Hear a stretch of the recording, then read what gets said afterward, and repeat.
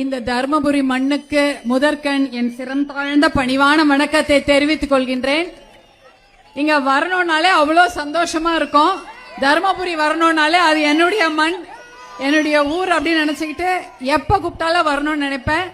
இந்த மண்ணில் இன்னைக்கு நம்முடைய 108 நாள் பாட்டாளி மக்கள் கட்சியினுடைய தலைவர் மருத்துவர் அன்புமணி ராமதாஸ் அவர்களுடைய நடைபயணத்தின் நிறைவு பெருவிழா, விழான்னு தான் சொல்லணும், நடைபயண விழா நடந்து கொண்டிருக்கிறது. இது ரொம்ப மிக சிறப்பாக நடந்து கொண்டிருக்கின்றது. இந்த கூட்டத்தையும் இந்த எழுச்சியும் இந்த உணர்ச்சியும் இந்த மகிழ்ச்சியும் பார்க்கும்போது எனக்கு அந்த திருவிடந்தை மகாபலிபுரம் மாநாடு தான் ஞாபகம் வருது. ஏன்னா அவ்வளோ எழுச்சி, அவ்வளோ மகிழ்ச்சி, அந்த அலை கடல் என போறவர் அத்தனை வண்டியும் அவ்வளோ வண்டி போகுது கொடி கட்டிக்கிட்டு.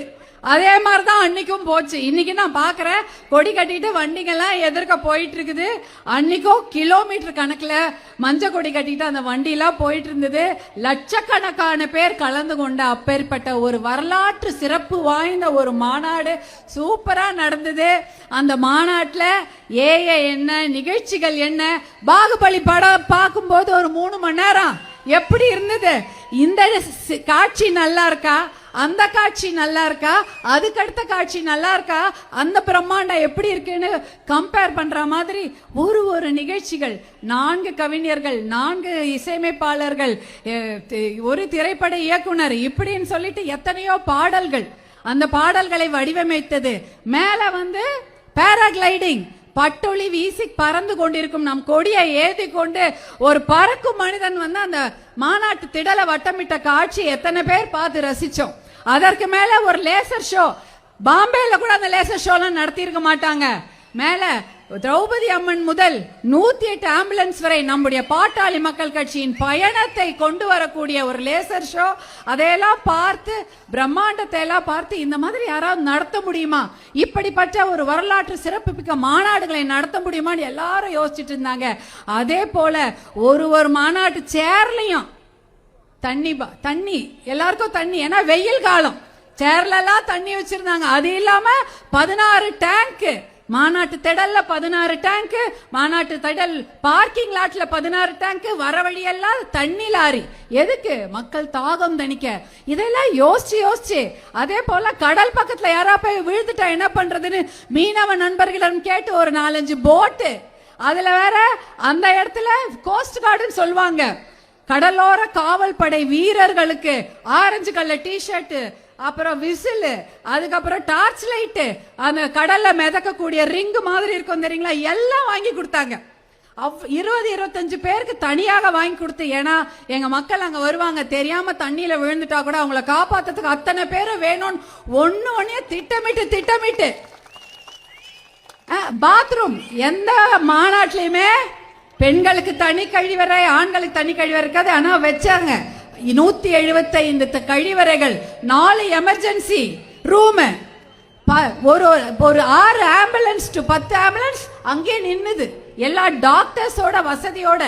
இவ்வளவு திட்டமிடல், அதாவது டெக்னாலஜி, டெக்னிக்கலா யோசிச்சு மாநாடு இது மாதிரி யாருமே பண்ண முடியாது. அப்படிப்பட்ட ஒரு வரலாற்று சிறப்பு மிக்க மாநாடு நாம நடத்தணும். அந்த மாநாடு வெற்றியானதுக்கு காரணம் நீங்க தான். நீங்கெல்லாம் வரலன்னா அந்த மாநாடு வெற்றி இல்லை.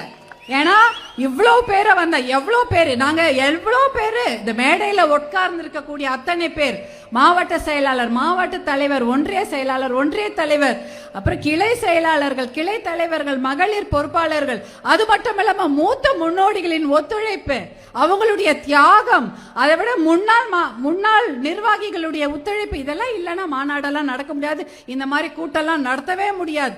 அப்படிப்பட்ட ஒரு சிறப்பு மிக்க கூட்டத்தை நடத்தியிருக்காங்க. அதே கூட்டத்தை இன்னைக்கு நான் இங்க பார்க்கும்போது எனக்கு ரொம்ப மகிழ்ச்சி.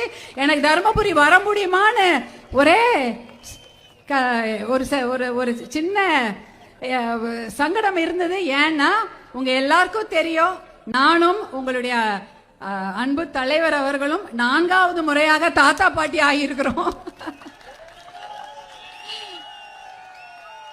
கடந்த 2 நாட்களுக்கு முன்னாலதான் எங்களுக்கு பேத்தி பிறந்தது. அதுவும் சங்கமித்ரா இந்த பகுதியில அதிகமாக பல இடங்களில் சென்று அவங்க தான் ஓட்டு கேட்டாங்க. சங்கமித்ரா உங்களுடைய தங்கை, அவங்க வந்து 2வது முறையாக ஒரு மகளுக்கு தாயாகி இருக்கிறாங்க. அவங்க கிட்ட நான் கேட்கிறேன், இன்னும் மருத்துவமனையில் தான் இருக்கிறாங்க, டிஸ்சார்ஜ் பண்ணல. நான் இப்போ தர்மபுரியில என்ன கண்டிப்பா கூட்டம் நடக்குது, அதுவும் நிறைவு விழா, எப்படி நம்ம போவது தெரியலையே, உன்னை வேணா நான் டிஸ்சார்ஜ் பண்ணணுமே. அம்மா அவங்க சொன்ன ஒரே வார்த்தை, தர்மபுரி மாவட்டம் நம்மளுடைய கட்சிக்காரங்க தான் நம்ம ஃபேமிலி, அவங்க தான் நம்ம குடும்பம். நான் என்ன டிஸ்சார்ஜ் பண்ணிக்கிறேன், என் மாமனார் மாமியார் வந்து என்ன டிஸ்சார்ஜ் பண்ணிக்குவாங்க, நீங்க முதல்ல தர்மபுரிக்கு போங்கன்னு சொல்லி அனுப்பிச்சிட்டாங்க. அந்த பர்சனல் எங்களுக்கு தனியா கிடையாது, எங்களுடைய பர்சனல் நீங்க தான், எங்க குடும்பமே நீங்க தான். அதனால இன்னைக்கு உங்களை எல்லாம் பார்த்ததில் மிகுந்த மகிழ்ச்சி. இந்த இடத்துல நம்ம வந்து நிறைய நடைபயணத்துல மிகப்பெரிய வெற்றி அடைஞ்சிட்டோம். இந்த கூட்டம் பெருசா அந்த கூட்டம் பெருசான்னு டிபேட் பண்ற அளவுக்கு மிகப்பெரிய வெற்றிகரமான ஒரு நடைபயணம். எதுக்காக? தலைமுறையை காக்க, நம் பிள்ளைகள். இன்னைக்கு நான் பாக்குறேன் என்னுடைய குடும்பத்து இந்த குழந்தைங்க, நம்ம குழந்தைங்க, அவங்களுடைய வாழ்க்கை நல்லா இருக்க வேண்டும். அவங்க நினைச்ச படிப்பை படிக்கணும், படிக்கிறாங்க. ஆனா அவங்க பிடிச்ச படிப்பை படிக்கல, அவங்க பிடிச்ச படிப்பை படிக்கணும், அவங்க அதை இலவசமா படிக்கணும். அதே போல அவங்க நல்ல வேலைக்கு போகணும். ஏதோ வேலையே இல்லாம பக்கத்து ஊர்ல எல்லாம் போய் வேலை செய்யக்கூடாது, இங்கேயே அந்த வேலை வாய்ப்பை நாம் உருவாக்கி கொடுக்க வேண்டும். நல்ல வேலைக்கு அவங்க போகணும். வேலைக்கு போனா கூட இப்ப ஆட்கள் இல்லை, ஏன்னா எல்லாரும் மது போதை பழக்கத்துக்கு அடிமையான ஒரு இளைஞர்களை, ஒரு தலைமுறையை நம்ம தொலைச்சிட்டோம். பாக்குறோம், குடிக்காத ஏதாவது பையன் இருந்தா பொண்ணு கொடுக்கலான்னு தேடி பாருங்க, ரொம்ப கஷ்டம். கிடைக்குமா கிடைக்காதா? ஒரு தாயா நான் சொல்றேன், குடிக்காத ஒரு பையனுக்கு பொண்ணு கொடுக்கணும், போதை பழக்கம் இல்லாத ஒரு பையனுக்கு பொண்ணு கொடுக்கணும்னா ரொம்ப கஷ்டம், தேட வேண்டி இருக்குது. அப்படிப்பட்ட ஒரு கொடுமையான ஒரு நிகழ்வு நடந்து கொண்டிருக்கிறது. பெண்களுக்கு பாதுகாப்பு இல்லை, நம்ம வீட்டு பெண்களுக்கும் பாதுகாப்பு இல்லை. எத்தனையோ கொடுமைகள் தினம் பேப்பர் திறந்தா அதான் நடந்து கொண்டிருக்கிறது. இந்த மது போதை பழக்கத்தை ஒழித்து இந்த தமிழ்நாட்டை விட்டே ஒழிக்க வேண்டும்.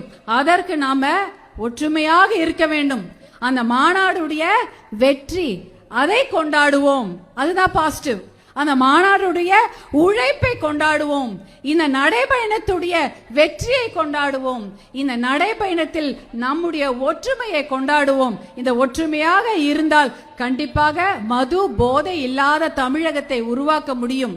இன்னைக்கு மட்டும் இவ்வளவு பெரிய கூட்டத்தை கூட்டிட்டு தேர்தல் போது நாம வந்து சும்மா இருந்துடக்கூடாது. தேர்தல் போதும் இதே ஒத்துழைப்பு, இதே உற்சாகம், இதே நம்பிக்கை, இதே ஹோப், இதே மாதிரி விஷயத்தோட நம்ம இருக்கணும். தேர்தல் வரைக்கும் நம்ம அதை கொண்டு போக வேண்டும்.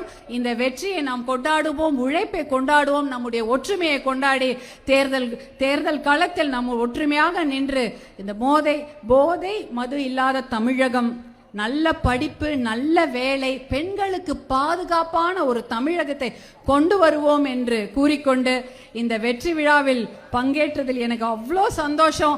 மறுபடியும் தர்மபுரி மண்ணிக்கு வந்து உங்களையெல்லாம் பார்த்ததில் அதை விட மகிழ்ச்சி என்று கூறிக்கொண்டு இந்த வெற்றி பயணம் நீண்ட வெற்றி பயணமாக தொடர வேண்டும் என்று வாழ்த்தி விடைபெறுகிறேன். நன்றி, வணக்கம்.